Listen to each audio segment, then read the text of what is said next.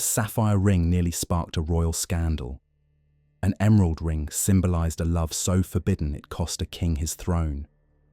And a Roman gold ring shrouded in curses fueled J.R.R. Tolkien's creation of the One Ring.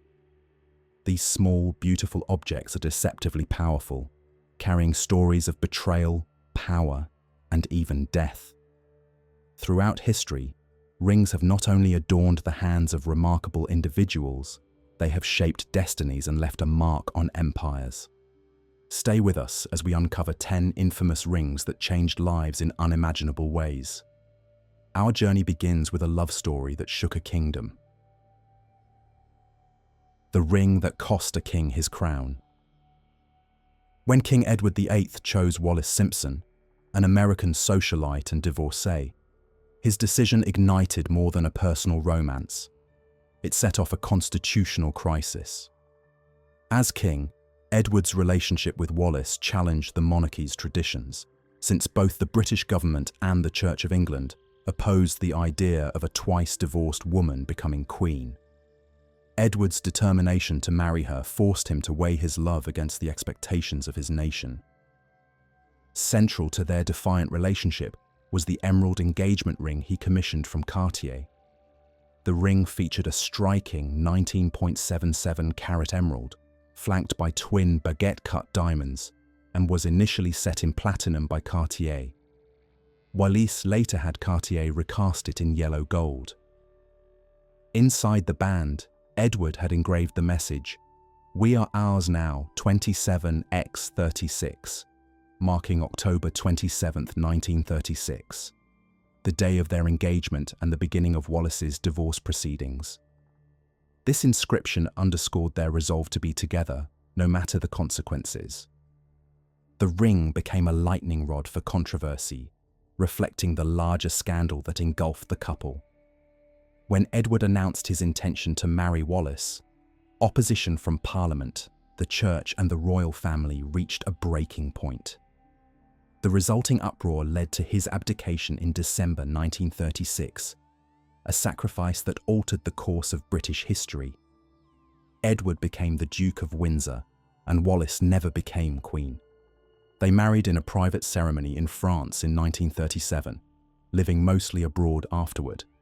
The emerald ring endures as a symbol of their commitment and the steep price paid for choosing personal desire over royal duty. In history, some rings come to represent not just love, but the cost of defiance, setting the stage for other romances that would challenge the boundaries of their time. A scandalous love captured in gold. Horatio Nelson, Britain's celebrated naval commander, was renowned for his victories at sea, yet his personal life drew just as much attention for its controversy. His affair with Emma Hamilton, wife of British diplomat Sir William Hamilton, openly defied the conventions of 18th century England. Their relationship was conducted in the public eye, with Emma's marriage and Nelson's own wife both facts known to all. Even Sir William tolerated the romance for a time, fueling ongoing gossip among the elite. Society condemned their open affair, and even Nelson's own commander criticized his public breaches of decorum. Central to their bond was a gold-fed ring, one of a pair exchanged in a private communion ceremony before Nelson's departure for the Battle of Trafalgar. The ring's design, two clasped hands representing faith and unity, carried deep significance, acting as a private marriage pact in an era when their union could never be formalized. Its plain, unadorned gold emphasized the strength of their devotion over material wealth. Nelson wore his fade ring until his death at Trafalgar in 1805. When his belongings were inventoried after the battle, the ring was found still on his finger, a silent witness to both love and war. This discovery underscored the ring's importance, not only as a symbol of their enduring relationship, but as a tangible link to Nelson's final moments. Though their love was met with scandal and ultimately left Emma abandoned after Nelson's death, the ring survives today as a testament to the risks they took for each other. As one monarch's ring symbolized defiance, Nelson's ring became a testament to love that endured even as life slipped away. in the shadows of royal courts, other rings would come to hold secrets just as powerful. The hidden portraits of a queen's heart. Among the treasures of Queen Elizabeth I's collection was a remarkable object known as the checkers ring. Its band is crafted from mother-of-pearl lined with gold, the shoulders set with table-cut rubies, and the bezel inlaid with diamonds that form the initials ER over blue enamel. A small pearl is set into the bezel, and the ring's exterior projects royal authority and refined Tudor taste. Yet its true significance lies in a hidden locket compartment, designed to hinge open, a secret that remained undiscovered until Elizabeth's death. Inside the compartment are two miniature portraits, one of Elizabeth herself, likely painted around 1575, and the other widely believed to be her mother, Anne Boleyn, depicted in a 1530-style French hood. Though some debate whether the second portrait is Anne Boleyn or another figure, most experts agree the clothing and style match Anne's known likeness. This act of keeping her mother's image so close was more than sentimental. Anne Boleyn's memory had been officially disgraced after her execution, and for Elizabeth to enshrine her mother in such a personal way was a private act of loyalty and a subtle challenge to the narrative that had haunted her family. The ring remained with Elizabeth until her final moments. According to accounts, it was so tightly clasped on her finger that attendants struggled to remove it when she died in 1603. Only then was its secret revealed, offering a glimpse into the Queen's private grief and enduring affection for her mother, a rare human detail behind the carefully maintained image of the Virgin Queen. The checkers ring endures as one of the few personal artifacts that reveal Elizabeth's inner world. Its beauty and secrecy underscore how even the most public figures carry private histories. Next, a blue gem would challenge royal tradition in a way no one expected. The sapphire that redefined royal tradition.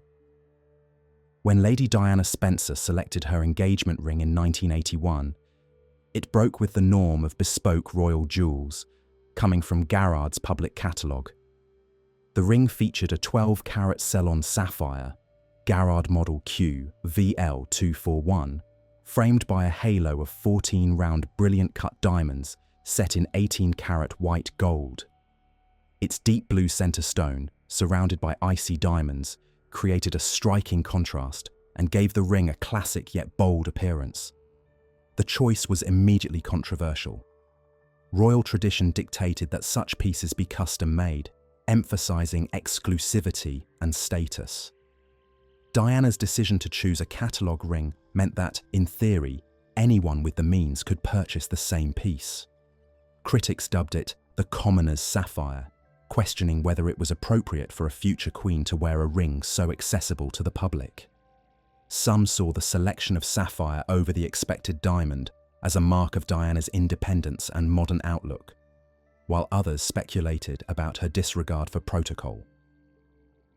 The ring's design drew inspiration from a sapphire and diamond brooch given to Queen Victoria by Prince Albert, adding a layer of royal history to Diana's choice. Over the years, the ring's meaning deepened. Diana wore it even after her divorce, and after her death, it was inherited by her eldest son, Prince William. When William proposed to Catherine Middleton in 2010 with the same ring, he honoured his mother's memory and connected Kate to Diana's legacy in the public eye. For Kate, the ring became both a tribute and a responsibility, carrying the weight of royal history and personal remembrance. As a result, this sapphire ring story is woven into the fabric of modern royalty, symbolizing change, continuity, and the power of personal meaning. Yet, not all rings are tied to privilege and tradition. Some bear witness to faith and resilience in the face of adversity. The Ring of Faith and Fire. Joan of Arc's ring, a modest silver gilt band inscribed IHS and MAR with 3 small crosses between, became a focal point during the final days of her life. Its design was simple and unadorned, intended for devotion rather than display. Joan testified that the ring was a gift from her family, a source of comfort she often gazed upon as a reminder of her faith in Jesus and Mary. During her 1431 trial for heresy, English inquisitors seized on the ring, hoping to find evidence of witchcraft or heretical practices. They questioned Joan repeatedly about its meaning, pressing her to admit whether she used it for magic or relied on it for supernatural protection. Joan firmly denied these accusations, insisting the ring was only a devotional token tied to her spiritual practice and familial bond. The intensity with which her interrogators focused on such a humble object shows how determined they were to discredit her and fuel suspicion. Taken by Cardinal Beaufort in 1431, the ring vanished into English collections, becoming both a spoil of war and a relic of a martyr. For centuries, it remained outside France, its absence echoing the loss and erasure that followed Joan's execution. In 2016, the ring resurfaced at auction and sold for a hammer price of £240,000, £297,600 including buyer's premium. Its return to France was celebrated as a symbolic victory, reinforcing Joan of Arc's enduring place in national memory. The ring's journey, from a young woman's hand to a relic of faith, war, and national identity, reminds us how even the simplest bands can carry stories of belief, conflict, and legacy. Not all legendary rings inspire courage or hope. Some become infamous for the misfortune they seem to bring. The cursed ring of a Hollywood legend. In the golden age of 1920s, Hollywood, Rudolph Valentino stood at the peak of his fame when he encountered a ring that would become infamous, the so-called Ring of Destiny.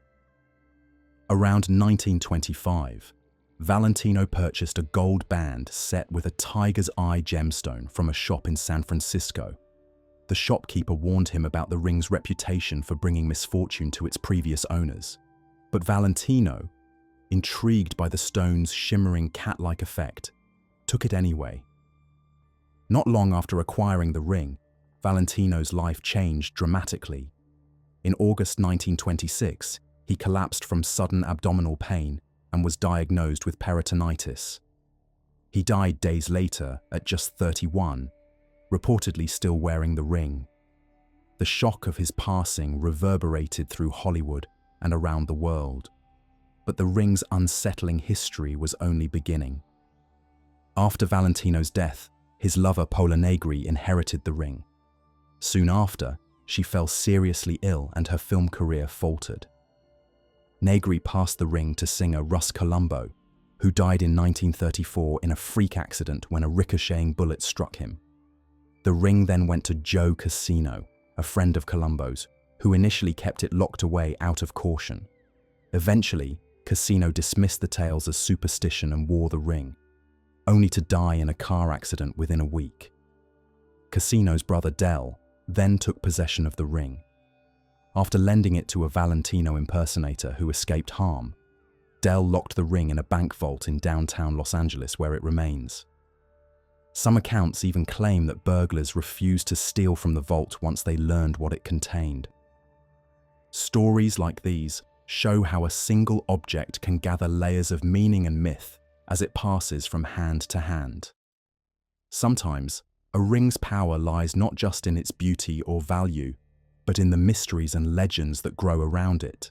Legends that, centuries earlier, began with a discovery in an English field. The ring that inspired a legend. In 1785, a farmer in Hampshire, England, uncovered a substantial Roman gold ring in a field near Silchester. Measuring about an inch across and weighing 12 grams, the ring features 10 facets along its band and a square bezel engraved with the image of Venus, the Roman goddess of love. Its imposing size suggests it may have been worn over a glove. The ring's Latin inscription, Seniciane vivas in de, translates to Senicianus, may you live with God. The misspelling of in hints at a less educated owner, possibly the very Senicianus implicated in its story of theft. Centuries before the ring's discovery, a Roman named Silvianus believed the ring had been stolen by Senicianus. Seeking justice, Silvianus travelled 80 miles to the Temple of Nodens at Lydney Park and commissioned a curse tablet, or defixio. The tablet's plea, addressed to the Celtic god Nodens, reads, "Among those named Senicianus, permit no good health until it is returned back to the Temple of Nodens." This act tied the ring to a story of betrayal, divine retribution, and superstition. The connection between the ring and the curse tablet was established in 1929 by archaeologist Sir Mortimer Wheeler, who later consulted J.R.R. Tolkien, then an Oxford professor, about the origins of Nodens. This consultation is believed to have influenced Tolkien's concept of a cursed, powerful ring. Today, the Ring of Silvianus is displayed at the Vine under the care of the National Trust. Its presence links ancient Roman beliefs, local legend, and the modern mythos of Tolkien's One Ring. The artifact stands as a reminder of how a simple band of gold can carry centuries of meaning, authority, and speculation, an idea that continues to shape the symbolism of rings in the corridors of power. The Pope's Ring of Power. The Fisherman's Ring, or Annulus Piscatoris, stands as one of the most enduring symbols of papal authority. While the custom of presenting rings to bishops dates back to at least the 6th century, the Fisherman's Ring became the official papal seal by the mid-13th century. Its design typically features St. Peter fishing from a boat, a reference to his origins and his role as the fisher of men. Crafted from gold, the ring's practical function was to authenticate important papal documents and briefs. Each new pope receives a unique fisherman's ring, a physical link to the succession that traces back to St. Peter. The ring's importance has made it a target in times of turmoil. In 1797, when Napoleon's troops invaded Rome, they seized Pope Pius VI's fisherman's ring as part of their looting of papal regalia, an act that underscored the ring's significance as a symbol of power. The ring's role in church governance also made its loss or misuse a matter of grave concern. In 1903, after the death of Pope Leo XIII, the Vatican was thrown into disarray when his fisherman's ring was discovered missing. The ring remained unaccounted for 3 weeks before turning up on Leo's writing desk on August 21, 1903, sparking speculation and anxiety within the Vatican. The destruction of the fisherman's ring is a ritual marking the end of a pontificate. Traditionally, the Camerlengo breaks the ring after the Pope's death to prevent its use in forging documents. After Benedict XVI's resignation in 2013, the Camerlengo instead chiseled a cross into the ring's face, adapting the tradition for a new era, while preserving its significance. The fisherman's ring remains a visible sign of the Pope's role and the weight of spiritual leadership that comes with it. Across cultures and centuries, rings have often become entangled in stories of ambition, fortune, and downfall, their symbolism shifting with the tides of history. The Ring of Envy and Downfall. In ancient Greece around 530 BCE, Polycrates of Samos ruled with remarkable success, his reign marked by prosperity and influence. Such continuous good fortune, however, was viewed with suspicion by the Greeks, who believed that the gods often turned against those whose luck seemed excessive. At the center of Polycrates' story was an emerald signet ring, crafted by a Samian goldsmith. This ring, set with a gleaming emerald in gold, served as his personal seal and a visible symbol of his authority. Amasis, the Egyptian pharaoh and an ally of Polycrates, recognized the risks of such unbroken prosperity. He advised Polycrates to deliberately sacrifice something precious in order to avoid attracting the envy of the gods. Taking this warning to heart, Polycrates chose his most valued possession, the emerald signet ring. He boarded a large vessel, sailed into the open sea, and cast the ring overboard, believing that this act would appease the divine powers. According to Herodotus, a few days later, a fisherman presented Polycrates with an extraordinary fish caught near Samos. When the fish was prepared for the ruler's table, the emerald ring was found inside its belly. This uncanny return was immediately seen as a sign that fate could not be outwitted. Rather than securing his fortune, the ring's return foreshadowed a reversal of luck. Polycrate's fortunes soon declined. Lured by false promises from the Persian governor Oroetes, he was captured and put to death, crucified according to Herodotus, his earlier prosperity ending in betrayal and violence. The emerald ring, once a symbol of power, became a lasting emblem of envy, hubris, and the limits of human control.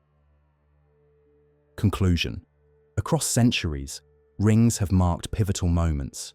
Edward's abdication for love, a Roman band that inspired Tolkien, and countless private dramas that shaped history. These small objects are more than decoration. They hold stories of ambition, devotion, and loss, connecting us to those who wore them. Which royal ring's story surprised you most? Let us know in the comments. If you enjoyed uncovering the history behind these legendary jewels, please like the video, subscribe, and click the notification bell so you never miss a new story. Thank you for watching.